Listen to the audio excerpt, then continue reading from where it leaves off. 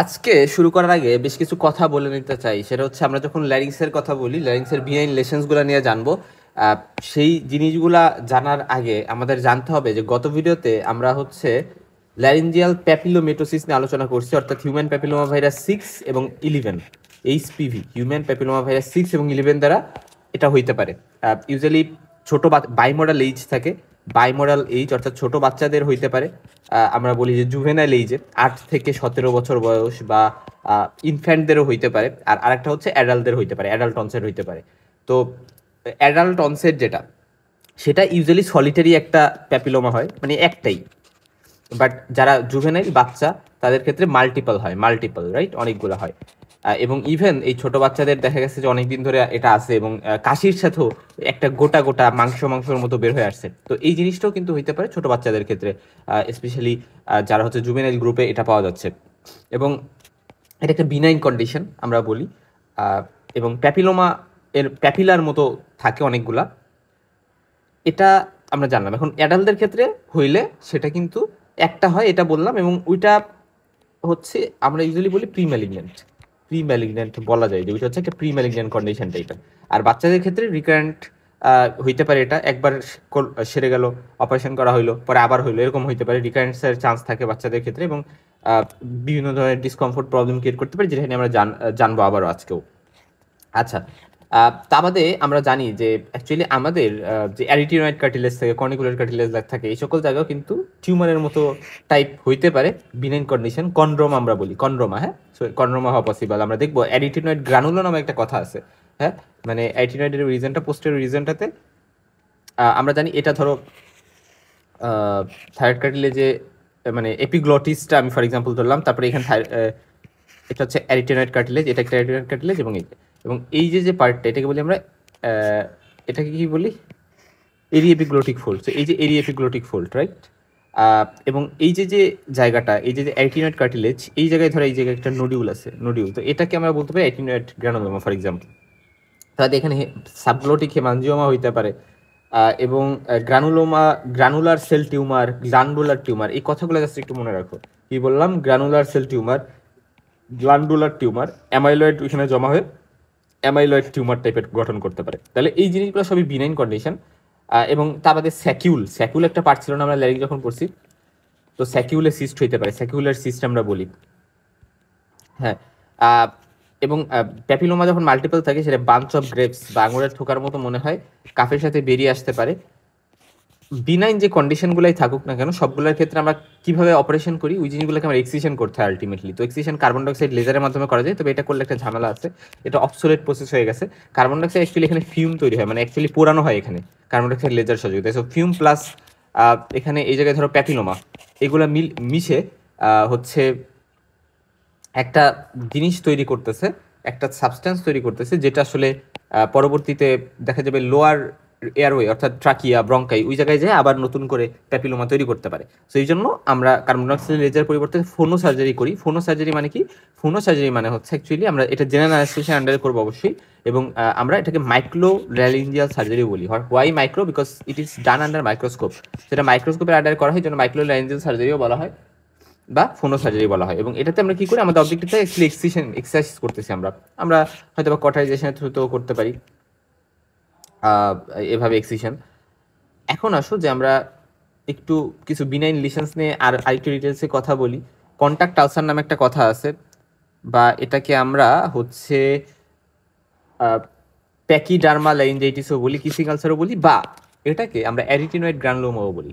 মানে বিষয়টা এরকম যে ধরো অ্যারিটিনয়েডটা হাইপারট্রফি হয়ে গেছে, এবং অ্যারিটিনয়েডটা যখন হাইপারট্রফি হয়ে গেছে, মানে সাইজ অনেক বড় হয়ে গেছে, তখন দেখা যায় এটা এই সাইডে একটু ঘষা দিতে পারে, এবং এই জায়গাটা একটু আলসার লাইক লিশন হইতে পারে অপোজিট সাইডে। কিন্তু অ্যাকচুয়ালি এটা অ্যাকচুয়াল আলসার বলা হয় না। মানে এটা এক ধরনের, দেখো এখানে তাহলে কি বলা হয়েছে, যে হাইপারট্রফিক এপিথেলিয়াম অন সাইড, অর্থাৎ স্পেশালি অ্যারিটিনয়েডের রিজনটাতে, এবং পরবর্তীতে সেটা অপোজিট সাইডে, মানে যখন একটা ইনডেন্টেশন করতেছে, ওই জায়গায় ধাক্কা দিয়ে একটা গর্তের মতো করতেছে, ওইটা হচ্ছে আলসারের মতো হচ্ছে নজর আসে। তো ওই জিনিসটাকে আমি বলে হচ্ছে এক ধরনের সিউডো আলসার, অ্যাকচুয়াল আলসার কিন্তু না। অর্থাৎ কেন অ্যাকচুয়াল আলসার না? কারণ এখানে কি হয়, আমরা জানি আলসার হইতে হইলে এপিথেলিয়ামের ব্রেক ইন দ্য কন্টিনিউটি হইতে হবে, এপিথেলিয়াম ডিস্ট্রাক্টেড হইতে হবে, বাট সেটা হয় না। ফলে এটা একটা সিউডো আলসার, অ্যাকচুয়াল কিন্তু আলসার না। একটা গ্রানুলোমেটাস কন্ডিশন আমরা বলতে পারি। এবং এটা হচ্ছে পোস্টিরিয়র পোর্শন, এই যে পোস্টিরিয়র পোর্শনটাকে এফেক্ট করছে, রাইট। এবং অ্যান্টিরিয়র, এটা কিভাবে বুঝলাম, কারণ এটা হচ্ছে অ্যান্টিরিয়র কমিশন, রাইট, এটা হচ্ছে অ্যান্টিরিয়র কমিশন, এটা পোস্টিরিয়র কমিশন। অ্যাটিনাইড কার্টিলেজ যেখানে থাকবে সেখানে পোস্টিরিয়র, তার মানে পোস্টিরিয়র পার্টকে মেইনলি ইনভলভ করে। পোস্টিরিয়র পার্টকে কিন্তু টিবি, ল্যারিংসে যে টিবি হয় সেটাও পোস্টিরিয়র পার্টকে এফেক্ট করে। আচ্ছা, আবার আমরা বলবো যে ভোকাল নডিউলস, তারপর হচ্ছে ভোকাল পলিপ, ঠিক আছে। এই যে টার্মিনোলজিগুলো বললাম, ভোকাল নডিউলস, ভোকাল পলিপ, এই জিনিসগুলো কিন্তু আবার অ্যান্টিরিয়রলি হয়। সো কিছু জিনিস আছে পোস্টারলি, কিছু জিনিস আছে অ্যান্টিরিয়রলি হয় কিন্তু। এবং আমরা কাদের ক্ষেত্রে এটা হইতে পারে, যারা অনেক বেশি ভয়েস অ্যাবিউজ করে, মানে অনেক মানে এক্সেসিভলি বেশি বেশি কথা বলতে হচ্ছে, বেশি বেশি চিল্লাতে হচ্ছে, ওইটার ফলে ইরিটেশন আলসারেশনের মাধ্যমে এগুলো হইতে পারে। তারপরে আমরা বলি যে জার্ড, যাদের জার্ড আছে এদের এক পর্যায়ে যদি ল্যারিঙ্গোফ্যারিঞ্জিয়াল রিফ্লাক্স হয়, ল্যারিঙ্গোফ্যারিঞ্জিয়াল রিফ্লাক্স আমরা বলি এলপিআর, এটা হইলে কিন্তু তাদেরও এগুলো হইতে পারে। এবং আমরা বলি এটা ডিফারেনশিয়াল ডায়াগনোসিস টিউবারকুলোসিস হইতে পারে এবং ক্যান্সার হইতে পারে, কারণ ক্যান্সার ওই পোস্টিরিয়র এসপেক্ট অফ ল্যারিংসে কিন্তু হইতে পারে। গ্রানুলোমাটাস লেশন হইতে পারে এবং এখানে মেইনলি এক্সামিনেশন করে হিস্টোপ্যাথোলজিক্যাল এক্সামিনেশন করে হাইপারকার্টোসিস, একান্তোসিস এরকম বিভিন্ন প্রবলেম পাইতে পারে। এবং আমরা কি করব, পার্সনকে ভয়েস রেস্ট দিব, কারণ আসলে ভয়েস অ্যাবিউসের কারণে এরকম কিন্তু হচ্ছে, যাতে ফার্দার ইরিটেশন না হয়। এবং অ্যান্টি রিফ্লাক্স থেরাপি দিতে পারি, যেহেতু ল্যারিঙ্গোফ্যারিঞ্জিয়াল রিফ্লাক্স বা গ্যাস্ট্রিসিফিজিয়াল রিফ্লাক্স ডিজিজ এখানে কন্ট্রিবিউট করতে পারে। সো সেটা আপনার কন্ট্রোল করতে হবে এবং ল্যারিঞ্জিয়াল ইরিটেশন, এই যে ভয়েস রেস্ট বা এইগুলোর মাধ্যমে কমাইতে হবে। এবং লেজার এক্সিশনের মাধ্যমে, মানে কার্বন ডাইঅক্সাইড লেজার ইউজ করে বা মাইক্রো ল্যারিঞ্জিয়াল সার্জারি ইউজ করে আমরা লেশনটাকে কেটে ফেলতে পারি যদি দরকার হয়। এবং আমরা এখানে জিনিসটা ইম্পর্টেন্ট, এটা কোনো প্রি ম্যালিগন্যান্ট কন্ডিশন না। এবং এখানে এক্সিশনাল বায়োপসি করতে পারে, অর্থাৎ ধরো যে লেশনটা আছে, ফর এক্সাম্পল একটা লেশন আছে, এটা পুরোটা কেটে এক্সারসাইজ করে নিয়ে আসলাম এবং সেটা পরবর্তীতে হিস্টোপ্যাথোলজিক্যাল এক্সামিনেশন করলাম, ঠিক আছে। সো এক্সিশনাল বায়োপসি আমরা এটাকে বলি।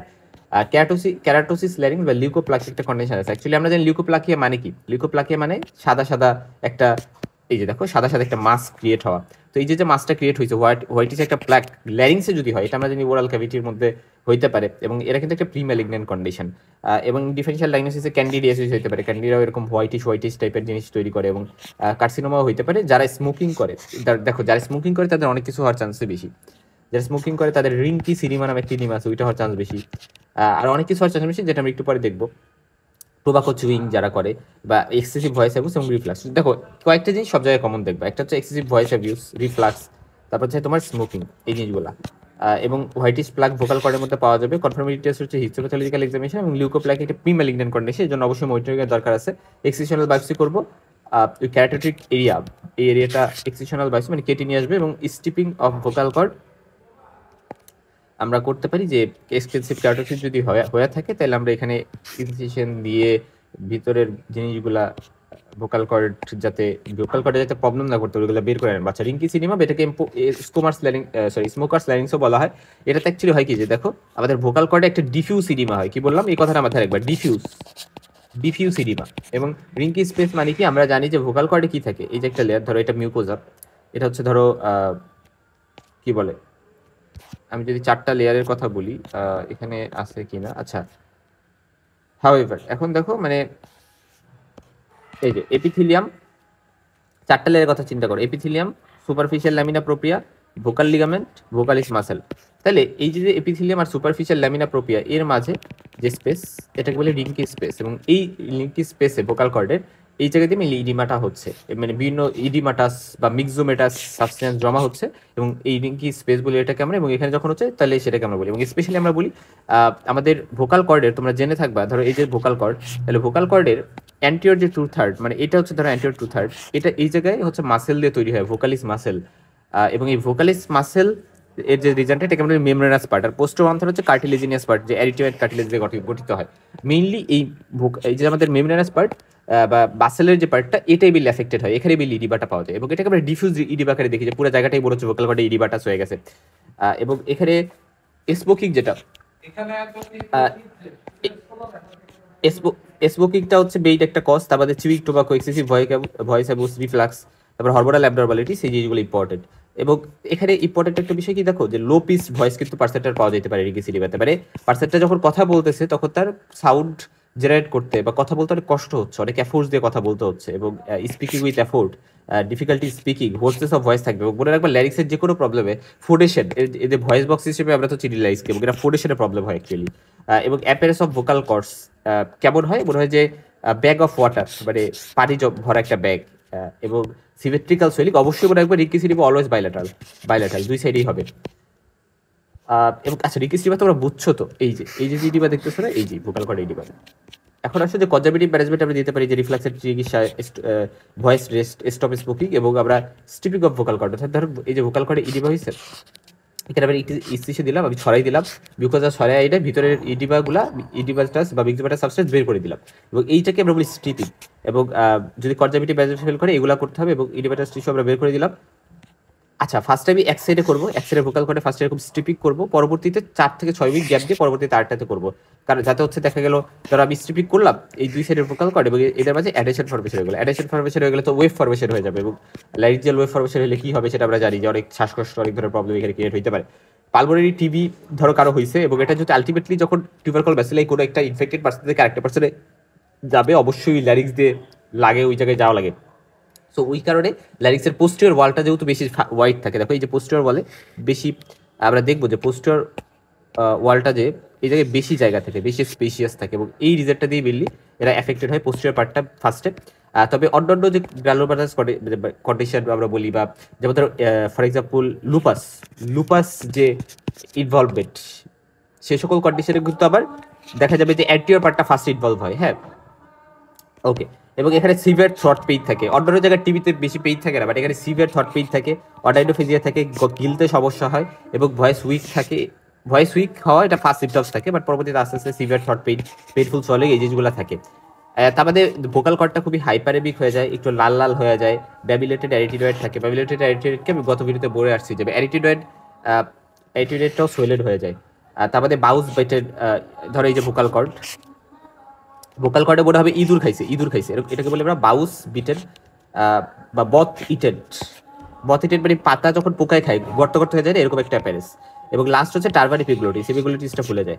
কালচার, হিস্টোপ্যাথোলজি এবং জিন এক্সপার্ট বা মলিকুলার মেথড, এগুলো আমরা মাধ্যমে ডায়াগনোসিস করতে হবে, টিউবারকুলার থেরাপিতে বা ট্রিটমেন্ট দিতে হবে, যদি কোনো সার্জারি আবার করা ইউজুয়ালি লাগে না। আচ্ছা, এরপর আসলে আমরা লুপাস দিয়ে একটু বলি যে ল্যারিক্সে লুপাস হইতে পারে। যদি লুপাস হয় তাহলে সেক্ষেত্রে low grade indolent tuber, low grade একটা অবস্থা এটা, এবং এটা ইডোলেট টিউবারকুলার ইনফেকশন এর কারণেও আমরা হইতে পারে। এবং তার মধ্যে আমরা বলি যে লুপাস অফ কারো ডোজ আছে বা ফ্যারিসেসে, পরবর্তীতে তার এটা মানে ল্যারিক্সকে এফেক্ট করতে পারে, ইউজুয়ালি অ্যাসিম্পটোমেটিক থাকে, এবং অ্যান্টিরিয়র পার্টকে এফেক্ট করে, এই কথাটা ইম্পর্টেন্ট, ঠিক আছে। এবং দেখা যায় অ্যাটিক পার্ট বলতে এপিগ্লোটিসকে মেইনলি ইফেক্ট করে, এবং তারপরে কি পালমোনারি টিবি থাকতেছে, টিবি ল্যারিক্সের ক্ষেত্রে, বাট লুপাসে থাকতেছে না। টিবির অ্যাক্টিভিটি অ্যাক্টিভ থাকে এখানে থাকে না, এবং এই এখানে পোস্টিও পার্ট এফেক্ট হয়, এখানে অ্যান্টিরিয়রটা, এবং এটা সিম্পটোমেটিক থাকে টিবি, বাট এটা থাকে না। টিবিতে কনস্টিটিউট মানে সিমটমসগুলো ওইগুলো তো থাকবে, ওয়েট লস, ধরো ডায়েট সোয়েটস, ওই ফিচারগুলো এখানে থাকবে। Laryngeal papilloma finger like projection থাকবে ল্যারিক্সের সারফেক্সে, so multiple finger like projection ধরো এখানে আছে। আচ্ছা, এটা গেল। তারপর আসলে জুভেনাইল অনসেট, যেটা এটা হচ্ছে ইনফ্যাক্ট ইয়ং চিলড্রেন 8 থেকে 16 বছর বয়সীদের বেশি হয়। হিউম্যান প্যাপিলোমা ইলিভেন্টটা বেশি ডেঞ্জারাস, এবং এটা কিভাবে ছড়ায়? মাদার টু চাইল্ড, যখন ভেজারেল ডেলিভারি হয় তখন বাচ্চার মধ্যে ছড়াইতে পারে, মা থেকে। এবং মাল্টিপল নাম্বারের হয়, এনি হয় হইতে পারে ভোকাল কর্ডে, এবং এটার ফলে কি হয়? ভয়েসে চেঞ্জ হয়, এয়ারে অবস্ট্রাকশন হয়, রেসপিরেটরি ডিস্ট্রেস হয়, স্টাইডার হইতে পারে। আর বড়দের হইলে ইউজুয়ালি 30 থেকে 50 ইয়ার্সে হয়, এবং লেস কমন ইন বেইজ, এটা আবার বেশি মেইলে কমন, যেটা ছোট বাচ্চাদের হয়, এবং সেক্সুয়াল রুটে ছড়ায়, মানে সেক্সুয়াল ইন্টারকোর্স করার টাইম হয়তো বা ছড়াইতে পারে পার্টনারের কাছ থেকে। এটা সিঙ্গেল হয়, সলিটারি হয়, এবং অ্যান্টিরিয়র হাফ অফ ভোকাল কর্ডে হয় আমরা বলি। আর এটা যে কোনো জায়গায় হইতে পারে, মাল্টিপল যেগুলো। আচ্ছা, তার বাদে হচ্ছে এই জায়গায় ভয়েসে চেঞ্জ হবে, এবং লেস অ্যাগ্রেসিভ, বাট প্রিভ্যালেন্টেড কিন্তু এটা হইতে পারে। আমরা অবশ্যই অ্যাডাল্ট একটা বয়সে হইলে সাসপেক্ট করতে হবে। এয়ার অবস্ট্রাকশন, রেসপিরেটরি ডিস্ট্রেস, স্টাইডার, এগুলো করলেও অতটা মানে কমন না। প্রোগ্নোসিস কি? এটা অ্যাগ্রেসিভ রিকার, মানে বারবার রিকার করতে পারে এক্সেসাইজ করার পরেও, বাট এরা ইউজুয়ালি রিকার করে না এক্সেসাইজের পরে। এবং হিস্টোপ্যাথোলজিক্যাল এক্সামিনেশন করে ডায়াগনোসিস করা যেতে পারে, মাইক্রোডেব্রিডার, কোবলেটর, এগুলো দিয়ে আমরা হচ্ছে অ্যাকচুয়ালি সার্জারিটা করতে পারি, মাইক্রোল্যারিঞ্জিয়াল সার্জারি করতে পারি।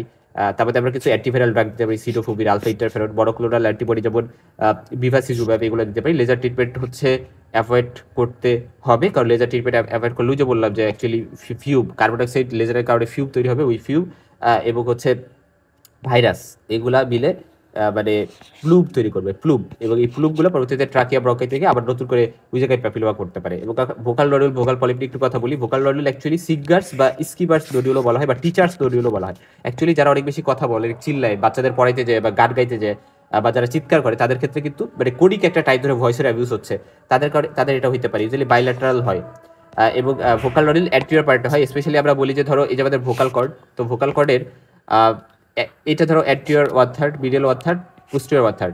অ্যান্টেরিয়র আর মিডল 1/3 যে জাংশন, এই জায়গাটাতে বোস কবলিয়ার এফেক্ট করে দুই সাইডেরই, এই সাইড এই সাইডেও। তো এই জায়গাতে তার মানে কি ভোকাল নডিউল কই পাবা? অ্যান্টেরিয়রলি এই জায়গাটাতে পাবা, ঠিক আছে। ভোকাল পলিপো ইউজুয়ালি এই মানে কারণ কি জানো? কারণ হচ্ছে এই জায়গাটাতে ভোকাল কর্ডে সব থেকে বেশি ভাইব্রেশন হয় এবং এই জায়গাটা সব থেকে বেশি এফেক্টেড হওয়ার চান্স থাকে।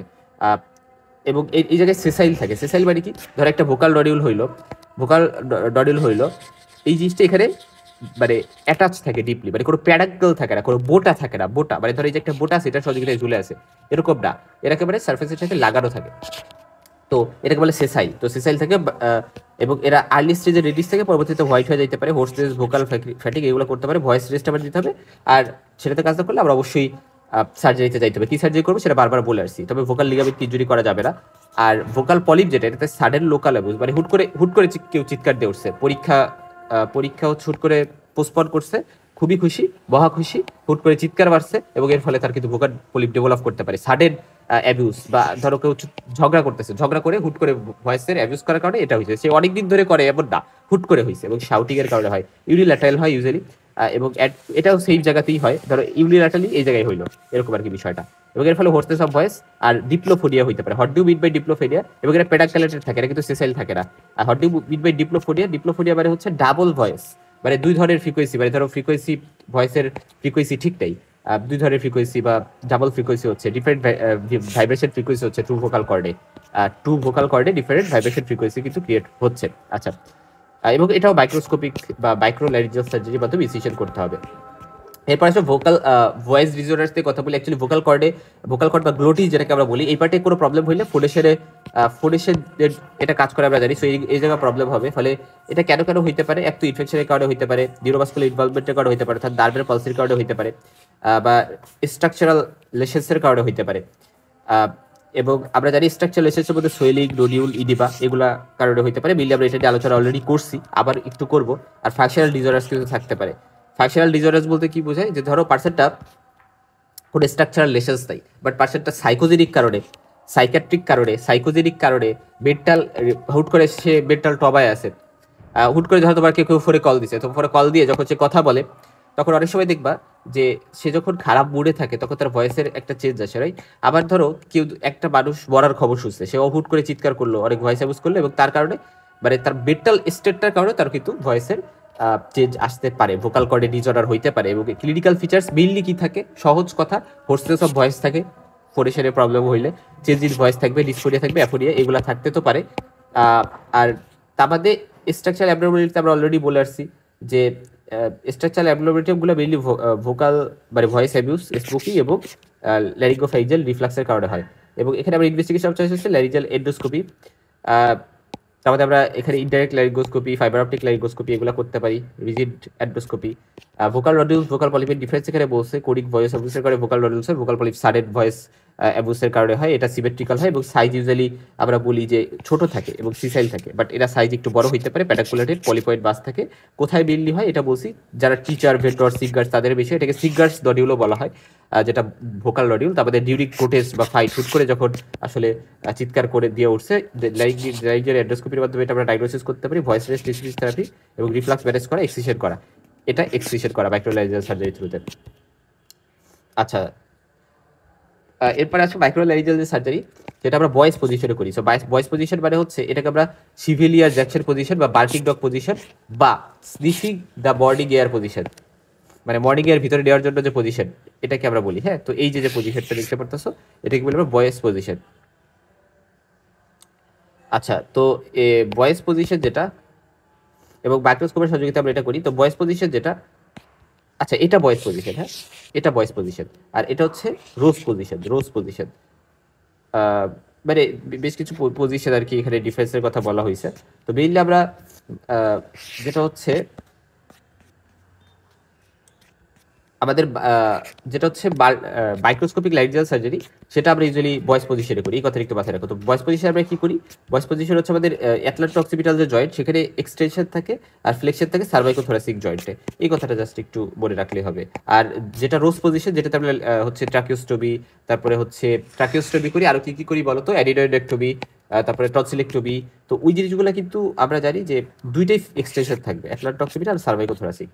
আচ্ছা, এবং আসো ভোকাল কর্ড সিস্ট এর মধ্যে ভোকাল কর্ড সিস্ট হইতে পারে, ভোকাল কর্ড ভিডিও সিস্ট হইতে পারে জায়গায় জায়গায়। সেক্ষেত্রে আমি মাইক্রোস্কোপিক লাইজারের সার্জারির সহযোগিতায় এক্সিশন করে দিতে পারি। এবং স্ট্রোবোস্কোপি একটা মানে টেস্ট আছে, এটা হচ্ছে আমরা জানি নোডিউল পলিপ এবং সিস্ট এদের মধ্যে ডিফারেন্সিয়েট করতে হেল্প করে। সো স্ট্রোবোস্কোপির হেল্প আমরা নিতে পারি। অ্যারিটিডয়েড গ্রানুলোমার টার্মটা আমি বলে আসছি, এটাকে আমরা হচ্ছে বেশ কিছু আদার নামেও ডাকতে পারি, যেমন পেকিডার্বিয়া নামেও ডাকতে পারি, বা কন্ট্যাক্ট আলসারও বলা হয় অনেক সময়, যদি এটা বিস্তবার। তারপরে দেখো এখানে একটা নোডুল হয়েছে এরিটিডয়েড কার্টিলেজে, এটা এই পাশে হয়তো বা ধাক্কা দরকার, এই পাশে একটা আলসার বলে হচ্ছে, বা ট্রু আলসার, এখানে এপিথেলিয়ামটা ব্রেক হয় নাই। এবং এক্ষেত্রে আমি এবং আমরা বলি অনেক সময় স্মোকিং এর কারণে বা ট্রবা, ধরো একটা ট্রবা হয়েছে, ইন্টিউবেশন করার টাইমে ট্রবা হয়েছে, ওইটার কারণেও হইতে পারে। এবং এটা ইউনিল্যাটারাল বা বাইল্যাটারাল হইতে পারে, এবং স্পেশালি পোস্টিরিয়র সাইডে হয়। আর ক্লিনিক্যাল ফিচারকে হোর্সনেস অফ ভয়েস হবে, লারিঞ্জিয়াল এন্ডোস্কোপি করে ডায়াগনোসিস করবো। ভয়েস রেস্ট এবং রিফ্লাক্স ব্যারেজ করা ট্রাই করতে হবে। রিক্কি সিডি বা স্মোকার্স লাইক্সও বলা হয়, এবং কোনিক স্মোকিং যারা করে এই সকল কন্ডিশনে হইতে পারে। আদার রিস্ক ফ্যাক্টরগুলো সেম, এবং ইউজুয়ালি সবসময় বাইলেটারাল হবে, রিকিস স্পেসে হবে, সাবমিউকোজাল স্পেস এটাকে আমরা বলি। এবং ভোকাল কর্ডের ইন্টারলেস এফেক্টেড হয়, ডিফিউজ একটা ইডিমা আমরা বলি। এবং স্মোকিং সিজেশন, রিফ্লাক্স ব্যারেজ করা, ভয়েস রেঞ্জ বা স্পিচ থেরাপিতে, এবং পরবর্তীতে রিডাকশন গ্লোটোপ্লাস্টি। রিডাকশন গ্লোটোপ্লাস্টি বলতে অ্যাকচুয়ালি আমরা কি করবো, এখানে একটা কাট দিয়ে ভিতরের ইডিমাগুলোকে কন্টেন্টগুলোকে বের করে দেবো, স্ট্রিপিং আমরা বলি, স্ট্রিপিং অফ ভোকাল কর্ড। এবং আমরা সিউডোসালকাস, এটা বলতে কি বোঝায় যে অ্যাকচুয়ালি আমরা ভোকাল কর্ডে একটা সিউডোসালকাস দেখতে পারি। হ্যাঁ, এটার ছবি এখানে নাই, দেওয়া হয়নি, বাট সিউডোসালকাস মানে কি, ধরো ভোকাল কর্ডের মধ্যে এই যে ধরো এক সাইডের ভোকাল কর্ড, এদের মাঝে হুট করে মাঝখান দিয়ে একটা গর্তের মতো, একটা সালকাসের মতো হয়ে আছে, দুই সাইডের ভোকাল কর্ডে এরকম হইতে পারে।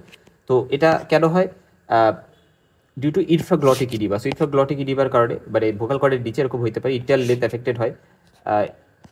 তো এটা হচ্ছে, এটা ফলস একটা সালকাস, ভোকাল কর্ডের মিডিয়াল সারফেসে হচ্ছে, এবং লাইগো ফ্যারিঞ্জিয়াল রিফ্লাক্সের কারণে হয়, এই জন্য রিফ্লাক্সটা ম্যানেজমেন্ট করলে এটা ঠিক হয়ে যাবে।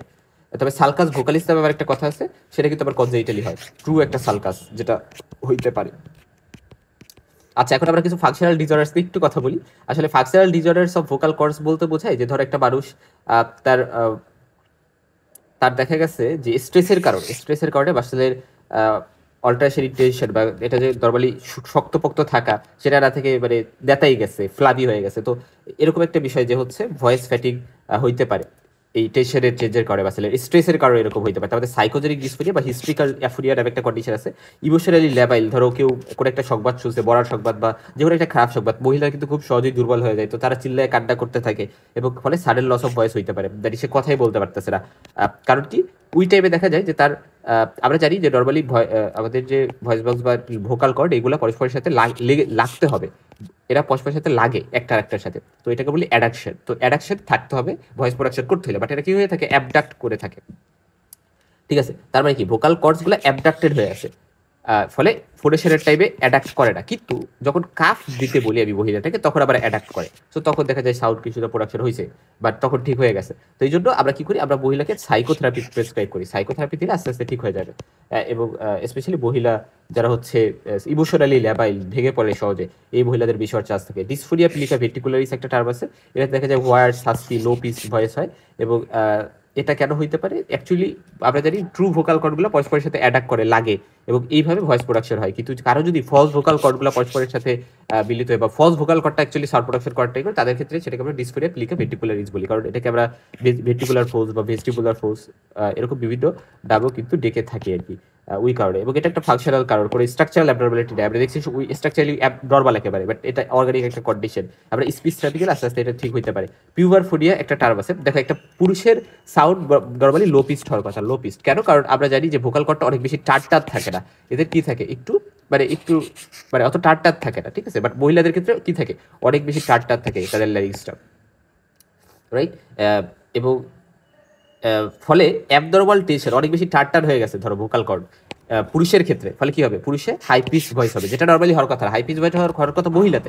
ফলে পুরুষে যদি হাই পিচ ভয়েস হয়, সেই জিনিসটা কিন্তু আমাদের কাব্য না। এবং ফলে আমি একটা পুরুষের সাথে যখন ফোনে কথা বলতেছি, সেটা আমার কাছে মনে হচ্ছে যেটা তো একটা মহিলা কথা বলতেছে, তো এরকম হয় না মাঝে মধ্যে। তো ওই পুরুষরা ইউজুয়ালি আমরা বলি যারা একটু ইন্ট্রোভার্ট টাইপের, যারা বেশি কথা বলতে চায় না, তাদের ক্ষেত্রে এরকম হইতে পারে। এবং আচ্ছা, যাই হোক, এখন আসো যে এই ক্ষেত্রে আমরা গার্লস ব্যাজ প্রেশার টেস্ট একটা টেস্ট করি, যে ল্যারিক্স আমি পেছনের দিকে একটু ধাক্কা দিই, পরে ডাউনওয়ার্ড আবার একটু দিয়ে আসি ধাক্কা দিয়ে। তো এইটার ফলে লো পিচ একটা ভয়েস যদি হয় তাহলে তখন আমি মনে করতে পারি যে আচ্ছা এটা পজিটিভ হইলে এই পার্সনটার পিউবারফোডিয়া বা পিউবার্টির টাইপ স্পেশালি এরকম হইতে পারে, এবং মিউটেশনাল ফ্যালসিটো এটা থাকতে পারে।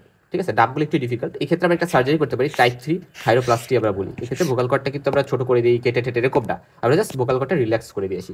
আচ্ছা, তারপরে ফোডোফেশিয়া, সরি ফোডেস্থেরিয়া ফোডেস্থেরিয়া একটা টার্ম আছে, এটা মানে হচ্ছে ভোকাল কর্ডের উইকনেসের কারণে ভয়েস ফ্যাটিক হয়ে গেছে। তো অনেক বেশি voice abuse stressful condition specially যদি করা হয় তাহলে এরকম হইতে পারে। তো কি বাসেল ইনভলভ হয়েছে সেটার উপর ডিপেন্ড করে বিভিন্ন টাইপের হতে পারে, যেমন অ্যালিপ্টিক্যাল গ্যাপ ক্রিয়েট হইতে পারে, যেটাকে ফোরিটরি গ্যাপ বলতেছে, এটা থাইরয়েড ইনভলভমেন্টের কারণে। তারপরে ট্রাইকুলার নিচের দিকে একটা গ্যাপ হইতে পারে, এটা হচ্ছে ইন্টারটিরিয়ডের ইনভলভমেন্টের কারণে। কি হোল একটা গ্যাপ হইতে পারে, কি হোল, এবং এটা হইতে পারে বোথ বাসেল উইকনেসের কারণে। এবার এই দুইটা বাসেল উইকনেসের কারণে তো ভয়েস রেজ তো স্পিচ থেরাপি তো এটাই ট্রিটমেন্ট। স্পাসমোডিক ডিসফোরিয়া নামে একটা টার্ম আছে, এটা মানে হচ্ছে যে এটা একটা নিউরোলজিক্যাল কন্ডিশন, যেখানে ধরো ওরাল এবং ম্যান্ডিবুলার ডিস্টোরিয়া, এখানে দেখা যায় যে বা ব্লেফেরোস্পাজম মানে হচ্ছে যে চোখের আশেপাশের মাসেলগুলো খুবই স্পাজম হতে পারে, মাসেলগুলো হুটহাট স্পাজম করতেছে, এবং এই জায়গার মাসেলগুলো যখন স্পাজম করতেছে তখন কি হচ্ছে, ফোডেশনের টাইমে স্পেশালি যখন ফোডেশন ক্রিয়েট করবে, সাউন্ড প্রোডাকশন শুরু করতে যাবে, তখন অ্যাকচুয়ালি ভয়েসে ফ্যাটিক হচ্ছে, তার কথা প্রবলেম হচ্ছে, তার ভয়েস ফ্যাটিক। এবং এটা আমরা বলি অ্যাডাক্টার ডিসফোরিয়া, এটা মোস্ট কমন। তারপরে অ্যাবডাক্টার ডিসফোরিয়া, মিক্স, দুই ধরনের ভ্যারাইটি থাকতে পারে। আচ্ছা, তাহলে এই কথাগুলো আমরা জাস্ট একটু জানলাম। এবং অ্যাডাক্টার ডিসফোরিয়া যখন থাকে তখন ব্যারিস্টার আমরা বটক্স দিই থাইরো অ্যারিটিনয়েড মাসেল, ওইখানে বটক্স দিলে এটা কি করবে, স্পাজম ডিউরিং অ্যাডাকশনের যে প্রবলেমটা সেটা সলভ করবে। এখানে স্ক্র্যাচি একটা ক্রোকি স্ট্রাঙ্গুলেটেড ক্রিকি একটা সাউন্ড নয়েজ তৈরি হয়। আর অ্যাবডাক্টর যেটা, এটাতে বটক্স আমরা দিলে কই দিব, পোস্টিরিয়র পিকো অ্যারিটিনয়েড মাসেলে দিব। সো এই জিনিসটা ইম্পর্টেন্ট। এটা হচ্ছে আমরা বলি যে অ্যাবডাকশনের টাইপের প্রবলেম ক্রিয়েট করে, এবং এখানে ব্রিথে একটা নয়েজ হয়।